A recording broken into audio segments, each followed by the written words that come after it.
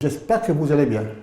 On va aborder aujourd'hui un cours sur les automates programmables industriels. On avait vu la séance dernière les graph 7, comment évolue un graph 7. Maintenant, on va essayer d'appliquer le graph 7 aux automates programmables industriels. Et on avait dit qu'un système automatisé se comporte de deux choses essentielles, la partie opérative et la partie commande. Donc nous, on va s'intéresser à la partie commande aux automates programmables industriels. Qu'est-ce que c'est qu'un automate programmable industriel?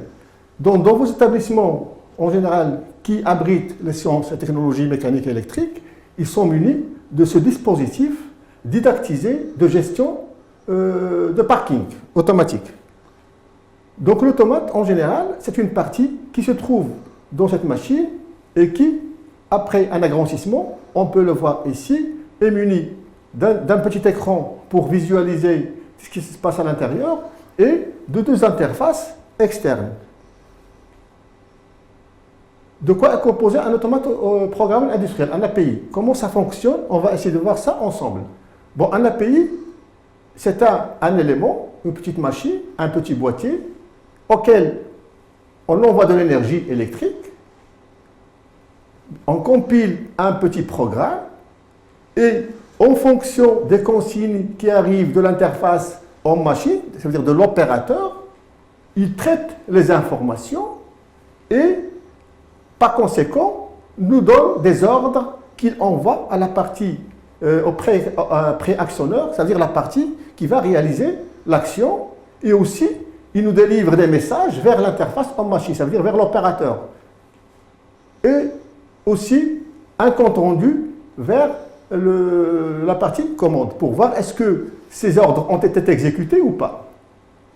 Donc le rôle de l'automate de l'API, c'est de traiter les informations entrantes pour émettre des ordres de sortie en fonction d'un programme. Voilà, donc là on a les informations qui arrivent, des capteurs et le dialogue, l'interface machine en machine. Ensuite, à l'aide d'un programme qu'on élabore, on obtient à la sortie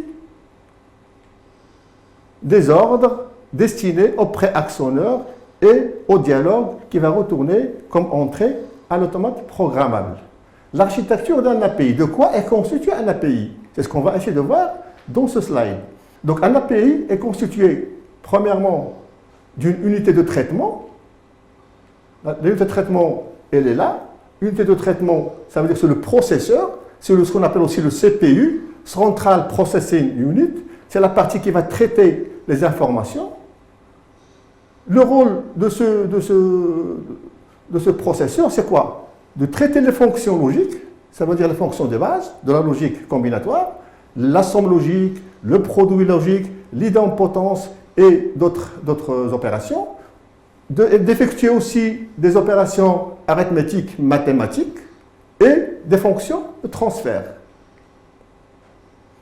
Ensuite, il est constitué, à part de CPU, d'une zone, ce qu'on appelle une zone mémoire. C'est la zone qui va contenir le programme et c'est la zone qui va permettre aussi de récolter les informations émanant des capteurs. Donc, cette zone mémoire va permettre, premièrement, de contenir le programme qu'on a compilé, ensuite, de récolter les informations émanant des capteurs, parce qu'une information, il peut arriver à l'automate alors que l'automate n'en a pas besoin. Donc, qu'est-ce qu'il fait? Il va la stocker dans la mémoire jusqu'au moment voulu, jusqu'au moment opportun pour la sortir, pour la traiter. Et aussi de communiquer directement avec le processeur. Bon, l'accès possible sur une mémoire, donc une mémoire, on a le droit d'écrire dessus, de lire le contenu de la mémoire et aussi de l'effacer en cas de besoin. Ça va nous permettre, bien évidemment, de compiler un programme, une fois terminé, de l'effacer pour en compiler un autre. Donc l'interface d'entrée-sortie, il y a l'interface d'entrée, ça veut dire que c'est l'interface qui va récolter les informations émanant des capteurs et de l'interface en machine. Ensuite, une interface de sortie, c'est l'interface de laquelle vont partir les informations et les ordres destinés au préactionneur pour réaliser les actions souhaitées. Et bien évidemment, la signalisation elle est destinée bien évidemment à l'opérateur.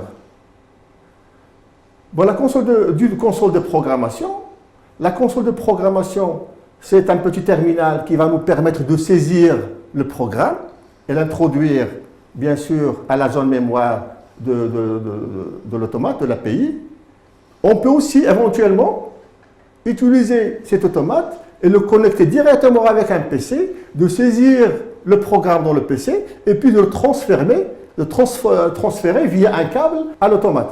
Ensuite, d'un module d'alimentation qui va alimenter l'automate en énergie électrique, parce qu'un automate en général, il travaille avec une tension de 24 volts, mais n'empêche qu'on le branche dans le secteur 220. Donc on a besoin de petits modules d'alimentation pour transformer et abaisser la tension jusqu'à la tension d'utilisation. Donc là, on va voir entre l'architecture d'un API, comment il fonctionne, comment l'API il fonctionne. Qu'est-ce qui se passe à l'intérieur de l'automate. Donc on a les bus d'entrée-sortie, on a l'unité de traitement, ça veut dire le CPU, on a la RAM, on a le module d'entrée et le module de sortie, ce qu'on avait vu avant. Comment ça fonctionne? La première tâche de l'automate, quand on le met sous tension, la première des choses qu'il fait, gestion du système autocontrôle de l'automate. Donc l'automate, il s'autocontrôle lui-même.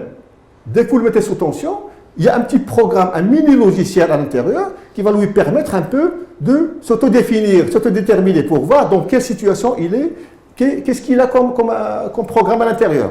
C'est la première des tâches. Donc c'est comme pour un ordinateur, c'est comme le BIOS. La deuxième des tâches, acquisition des données, entrée, mémorisation. Donc là, une fois c'est fait, il récolte les informations. Si on refait un peu le slide, vous allez voir, voilà. Première tâche, on a dit gestion système. Deuxième tâche, lecture, récolte. Il lit les entrées à travers un bus, il les envoie à l'unité de traitement qui les stocke dans la RAM, dans la mémoire. Donc toutes les entrées émanant des capteurs, elles sont lises et elles sont transférées vers la RAM. La troisième tâche, il communique avec la RAM. Ça veut dire l'unité centrale, le CPU, le processeur, il va télécharger le programme contenu de la RAM et il va l'appliquer aux entrées qu'il a reçues. D'accord? Donc traitement des données, exécution du programme. Il exécute son programme. Mais une fois le programme exécuté, qu'est-ce qu'il fait? Qu'est-ce qu'il va faire? Il va envoyer des ordres via un bus vers le module de sortie. Et ce module de sortie, il va envoyer les informations et les ordres au préactionneur pour réaliser et effectuer les actions nécessaires. Là, c'est ce qu'on appelle le hard, la partie matérielle. Maintenant, on va voir la partie logicielle. De quoi est composé et c'est constitué un logiciel ou un programme d'automate. Le programme séquentiel principal et le postérieur. Donc, pour élaborer un programme, on passe par deux étapes. La première étape, c'est on réalise ce qu'on appelle un programme séquentiel principal, en premier lieu, et en second lieu, on réalise un programme postérieur. C'est ce qu'on va voir par la suite. Bon, traitement du programme automate. Première des étapes, des tâches qu'on a dit, c'est traitement interne, une scrutation du programme, de l'automate. Ensuite, lecture des entrées, il lit les entrées émanant des capteurs et de consignes de l'interface homme-machine. Ensuite, exécution du programme contenu dans sa mémoire et bien évidemment écriture des sorties. Ça veut dire l'envoi des ordres vers le préactionneur, vers la partie opérative. Bon, le langage de la programmation, on a trois types de langage. Il y a le langage à contexte, ce qu'on appelle le langage ladder. Il y a le langage, une liste d'instructions, instruction list. Et le troisième langage, c'est le langage graph-set, le langage séquentiel function chart, le CFC. On va voir en détail. Premier langage ladder, c'est un langage qui ressemble un peu au schéma électrique et qu'on représente les entrées, comme vous le voyez ici, comme des interrupteurs, d'accord? Et les sorties comme une espèce de bobine. Deuxième langage, le traitement postérieur, c'est le langage, une liste d'instructions. Qu'est-ce qu'on va faire? On va utiliser un langage qui peut s'apparenter au basique ou au DOS. Par exemple ici, LD, ça veut dire load, l'entrée X1. D'accord? Un 7 mis à 1 de la sortie Q1, 1. La même chose, load, l'entrée X2, 7 la sortie. Donc, on lit l'entrée et on octroie un ordre vers la sortie. Et puis, il y a le troisième type de langage, c'est le langage graph7. C'est un langage très simple. Donc, on réalise le graph7. Ensuite, on schématise, par exemple, l'étape initiale par un petit symbole. La réceptivité est aussi un symbole et une succession, bien évidemment, de symbolisation du graph7. Ben nous, on va s'intéresser surtout au langage ladder, langage à contact. C'est le langage le plus utilisé dans l'industrie. C'est ce que vous trouverez dans tous les automates industriels. Bon, on va revenir maintenant pour mettre en application ce qu'on vient de voir, un exemple de gestion de parking automatique. Ça veut dire l'accès, il est automatisé. On n'a pas besoin d'un opérateur pour gérer l'entrée et la sortie des véhicules. Donc cet exemple, on l'a déjà vu, on l'a déjà traité dans le graph7. Le fonctionnement est le suivant. À la présence d'un véhicule, la barrière s'ouvre. La LED rouge s'allume. Donc dès qu'il y a un véhicule présent ici, il va être capté, détecté par ce capteur B1. Automatiquement, ça va intimer l'ordre à la barrière de s'ouvrir et à la lampe rouge, la LED rouge de s'allumer, rester allumée. Pourquoi? Parce que le conducteur n'a pas le droit de rentrer.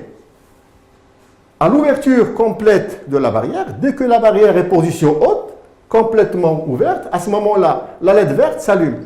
Donc la LED verte s'allume, ça veut dire qu'elle va inviter le conducteur à rentrer. À l'entrée du véhicule, la LED rouge s'allume et la barrière se ferme. Une fois que le véhicule est rentré, donc il va automatiquement être capté, détecté et actionner un capteur B2 qui va donner l'ordre à la barrière de se baisser et au feu rouge de s'allumer. Ça, c'est le fonctionnement du système. Donc, ce qui nous intéresse, nous, le plus, et pour qu'on puisse un peu automatiser ce système, on a besoin de savoir, de connaître premièrement les actions qui doivent être effectuées, ça veut dire les ordres qui doivent émaner de l'automate programmable. Et en l'occurrence, on a les actions, 4 actions, allumer LED rouge, allumer LED verte, ouvrir barrière, fermer barrière. Donc on a 3 actions. Donc l'automate, une fois le programme établi, doit pouvoir nous délivrer ces 3 ordres. Ensuite, ces ordres, ces actions, qui est-ce qui va les exécuter? Donc ça veut dire les actionneurs ou les préactionneurs. Donc pour les actionneurs, pour allumer la LED verte et LED rouge, c'est un voyant, une lampe. Pour l'ouverture et la fermeture de la barrière, c'est un moteur électrique. D'accord? Donc pour les voyants, le préactionneur, ça veut dire l'élément qui va commander, envoyer l'énergie électrique au voyant, on peut utiliser carrément un contact auxiliaire, ce qu'on appelle un contact auxiliaire. La même chose pour un moteur, on va utiliser un contact auxiliaire ou un contact moteur, un KA1 ou un KA2, ça veut dire un K destiné pour ouvrir la barrière et un K avant et l'autre arrière. Donc les sorties de l'automate, on va déclencher les sorties Q1 dans un automate. Les entrées, ils sont repérées par I comme input et les sorties par Q long.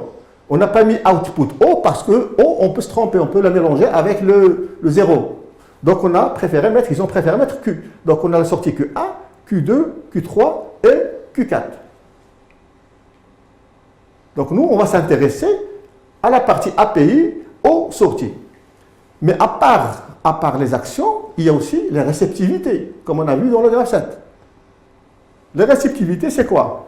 C'est les informations qui vont arriver, soit de l'interface homme-machine, soit des capteurs. Donc la barrière est fermée. Si la barrière est fermée, ça veut dire qu'elle va actionner le capteur S2. Donc S2 va délivrer une information. Si la barrière est ouverte, il va déclencher le capteur S1. Ça veut dire que la barrière est position haute. Donc S1 doit délivrer une information. Présence d'un véhicule, ça veut dire B1. Il délivre une information. Entrée d'un véhicule, ça veut dire c'est B2. Donc là, ce sont les informations que l'automate doit récolter pour, en fonction de ces informations, délivrer d'ordre. Donc on va s'intéresser, nous, à ça. Donc les capteurs S2, S1, B1, B2, qui vont correspondre dans l'automate aux entrées IC, ça veut dire input, l'entrée C, IB, I1 et I2. Donc là, on va voir le graphe 7. Ce graphe 7, on l'a déjà traité dans le cours du graphe 7. Point de vue système, à l'étape initiale, il n'y a pas de véhicule, il n'y a rien. Le système est à l'arrêt. Présence d'un véhicule. Un véhicule est présent. Donc automatiquement, ouverture de la barrière et feu rouge ou LED rouge allumé. La barrière est levée, donc la LED verte va s'allumer, invitant l'automobiliste, le conducteur à entrer. Une fois le conducteur, la voiture à l'intérieur, on va fermer la barrière et allumer le feu rouge. Une fois la barrière en basse, on revient à la position initiale en attente d'un autre véhicule. Ça, c'est de point de vue système. Et si vous voyez, on n'a utilisé que des verbes et des phrases affirmatives et des phrases déclaratives. Ensuite, le point de vue partie opérative. Là, on remplace les phrases par une symbolisation. Présence d'un véhicule. Cette présence des véhicules, elle est obtenue à l'aide des capteurs B1, présence de voiture, et le capteur S2, barrière haute. Ou barrière, pardon, basse. La même chose ici, ouvrir la barrière, ça veut dire qu'on va utiliser un moteur qui va tourner le sens avant. Et la lampe rouge. La barrière est levée, ça veut dire on enclenche, on va actionner le capteur S1. Allumer V, c'est le vert qui va s'allumer. Ensuite, l'accès d'un véhicule, on va déclencher, on va actionner B2, ainsi de suite jusqu'à S2 et on revient. Ça, point de vue partie opérative. On va voir maintenant point de vue partie commande. Voilà, donc on a remplacé présence par BA, on a remplacé ça par mouvement avant. Et le point de vue partie commande, on a utilisé les entrées. On n'a pas utilisé les capteurs, l'appellation désignation des capteurs, mais aux entrées qu'on a affectées à ces capteurs. Par exemple, à BA, on a affecté l'entrée I1. Et pour S2, on a affecté à l'automate l'entrée IC, ainsi de suite. Et là, au lieu de dire, par exemple, moteur avant, on a commandé, on a utilisé le préactionneur, le contacteur avant qui va envoyer l'énergie au moteur pour le mettre dans le sens de rotation avant. Voilà. Donc ici, mouvement arrière, c'est K arrière. Ça veut dire contacteur auxiliaire qui commande le moteur sens arrière. Maintenant, du point de vue opératif, c'est la même chose que le tableau qu'on avait vu. La même chose pour la partie commande, mais pour la partie API, automate programmable, voilà. Donc, au lieu de dire, par exemple, ici B1, S2, input l'entrée 1 et l'entrée C. Mais pour les sorties, pour les autres, c'est la sortie octroyée et affectée au contacteur auxiliaire avant, c'est la sortie 3. Par contre, affectée à la lampe rouge, c'est la sortie 1. À la lampe verte ou la LED verte, c'est la sortie 2. Et la même chose ici, Q3 et Q1. Donc là, c'est un graphe 7 de partie vue, partie API, automate. Voilà. Donc au lieu de dire K, contacteur auxiliaire arrière, on a mis l'adresse lui est affectée. On va revenir un peu à notre schéma, à notre parking, et on va essayer un peu d'élaborer les équations d'activation et désactivation. Donc, la condition d'activation d'une étape I, quand est-ce qu'une étape I est active? Une étape I est active si l'étape précédente I-1 est active et c'est un produit logique. Et ce n'est pas un point, un produit logique. Et la transition d'activation de l'étape est validée. D'accord? Il faut que l'étape soit active et ça, c'est parmi les règles d'évolution du graphe 7. Ce sont les activations d'une étape. Pour désactiver, condition désactivation étape I, il faut que l'étape précédente, enfin l'étape I plus 1, ça veut dire l'étape suivante, soit active. En d'autres termes, l'activation d'une étape, pour qu'elle s'active, il faut que l'étape précédente soit active et il faut que la réceptivité soit vraie. Mais pour la désactiver, il faut activer l'étape suivante. On est bien d'accord? Donc on va voir notre graphe 7 et on va essayer de voir un peu la mise en équation pour le moteur. Donc pour le moteur, on a les étapes qui commandent le moteur, c'est l'étape M2 et l'étape M4. Donc pour l'étape 2, c'est le moteur avant. Et l'étape 4, c'est le moteur arrière. Donc l'équation logique d'activation et désactivation, condition d'activation de l'étape, on a dit MI, il faut que l'étape précédente soit active et la réceptivité soit vraie. Dans ce cas, pour le langage de l'automate, qu'est-ce qu'on lui dit? On lui dit SE7MI. Ça veut dire mettre à 1 l'étape I. La mise à 1 de l'étape I. Mais pour la désactiver, condition de désactivation de l'étape MI, il faut activer l'étape suivante. Dans ce cas, on va reset MI. Donc reset, c'est la mise à 0 de l'étape, bien sûr, dont on parle. Donc là, langage en contact, langage ladder. Donc le langage à contact, langage ladder, on peut l'apparenter à un schéma électrique. Dans un schéma électrique, que vous avez pu voir dans la logique combinatoire, on a des entrées normalement ouvertes et des entrées normalement fermées. Ici, ils utilisent parce que c'est informatique, donc c'est anglais. Donc ça, normally open and normally shut, ça veut dire normalement fermé et normalement ouvert.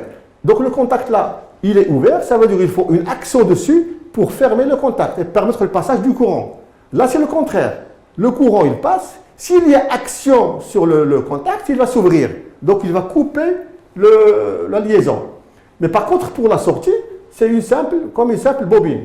Là, c'est électrique. Mais le langage ladder, c'est presque la même chose. On représente ici, c'est comme le symbole d'une capacité. D'accord? Quand il est normalement ouvert, quand il est normalement fermé, on met un slash. Ça veut dire non, ça veut dire complémentation. Et pour la sortie, on met ces parenthèses. Donc là, la partie séquentielle principale décrit l'évolution des étapes. Donc la partie séquentielle, on a dit, on a une partie séquentielle, c'est elle qui va décrire l'évolution des étapes. Et la partie postérieure, il détermine l'état de sortie. On a dit que le programme est composé de deux parties, séquentielle et postérieure. Séquentielle, on décrit les étapes, et postérieure, on décrit bien évidemment les sorties. Bon, voilà M2. Condition d'activation de l'étape 2, il faut que l'étape précédente soit active, c'est-à-dire que l'étape M1 soit active, d'accord? Et il faut que la condition, la réceptivité I1 et IC soit vraie, est égale à 1. À ce moment-là, la transition qui était validée, il va être franchie. Et si on franchit une transition, on désactive l'étape précédente et on active l'étape suivante. Mais pour condition bien sûr, de désactivation de M2, on active M3. Donc pour désactiver cette étape, il suffit d'activer celle-là. Donc la partie postérieure détermine, on a dit, l'état des sorties. Donc là, comment on va schématiser là? C'est comme un schéma électrique, simple. D'accord? Donc on a ici M2, à laquelle on a la sortie Q3. D'accord? Q3, ça veut dire moteur M2, donc M1 et I1 et C. C'est un montage en série. Un montage en série, l'un après l'autre. D'accord? Puisqu'on a un produit logique. C'est ce qu'on fait. On a le contact M1 en série avec le contact I1, en série avec le contact IC, et à la sortie, on a S7 mise à 1 de M2. Mise à 1 de l'étape M2. D'accord? Donc, pour condition de désactivation de l'étape M2, il faut activer l'étape M3. Donc, il suffit, donc ça veut dire que M3 va mettre à 0 l'étape M2. C'est ce qu'on met, M3, voilà, toute seule, reset M2. Donc, l'automate, dès qu'il y a M3, il va commander la mise à 0 de l'étape M2. Donc c'est très simple comme langage. À quoi est égal maintenant Q1? Q1.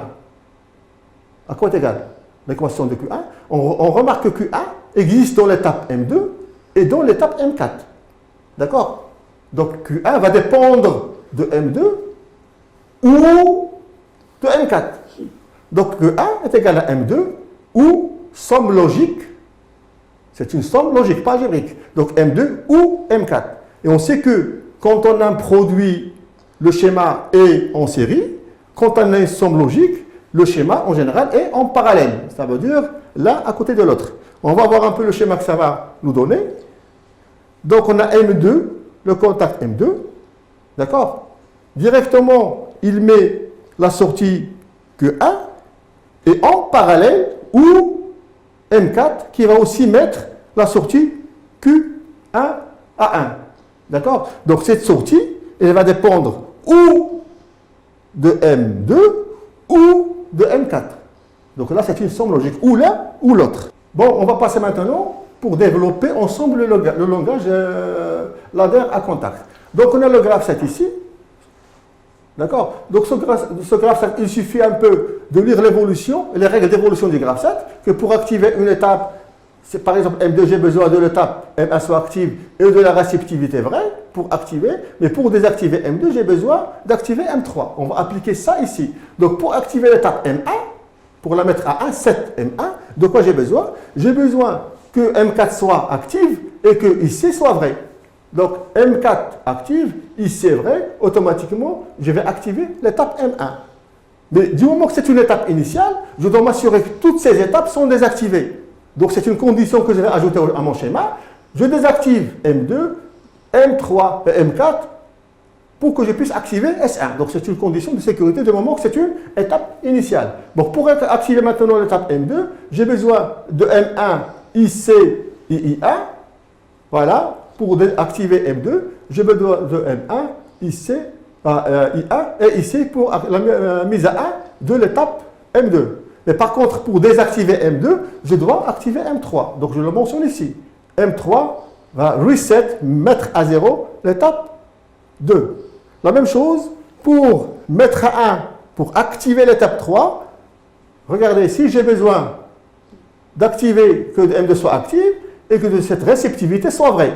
IB. Donc M2 et IB nous donnent l'activation de l'étape 3. Sachant que, bien évidemment, ça, c'est un produit. Là, si vous voulez, ce sont des produits logiques. Donc, je dois réaliser un montage en série. Mais pour désactiver M3, j'active M4, et c'est M4 qui va désactiver M3. La même chose ici, pour activer M4, j'ai besoin d'activer M3 et que I2 soit vrai, réceptivité vraie. Donc M3 et I2 va permettre l'activation, la mise à 1 de l'étape M4. Mais pour la désactiver, j'active l'étape 1 qui va désactiver quant à elle l'étape M4. Là, c'est le traitement séquentiel. Maintenant, la partie postérieure. Dans la partie postérieure, je traite les sorties. Ça veut dire pour chaque sortie, quelles sont les étapes qui me donnent cette sortie. Donc si vous regardez la sortie Q1, dans le graphe 7, la sortie Q1, elle est obtenue par deux étapes, par M2 et par M4. Donc M2 ou somme logique M4 va me permettre d'avoir Q1. Donc M2 ou, on a dit que ou, on réalise un montage en parallèle. Donc M2 ou M4 me permet d'avoir la sortie Q1. Par contre, pour la sortie Q2, je regarde mon graphe 7, c'est M3. Donc M3, la sortie automatiquement Q2. Pour la sortie Q3, je regarde Q3, c'est M2. Donc M2 me permet d'avoir la sortie Q3. Et pour avoir la sortie Q4, c'est M4. Donc Q4, c'est M4 qui va me donner. Donc là, les deux traitements postérieurs et séquentiel et partie postérieure. Donc si j'applique ce graphe, ce schéma, je l'introduis à l'automate, automatiquement le fonctionnement, il va s'opérer sans un problème. J'espère que j'étais assez clair et à très bientôt.